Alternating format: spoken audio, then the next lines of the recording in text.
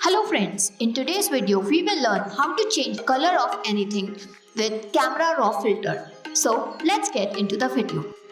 First of all, make a copy of your layer by pressing Ctrl or Command J.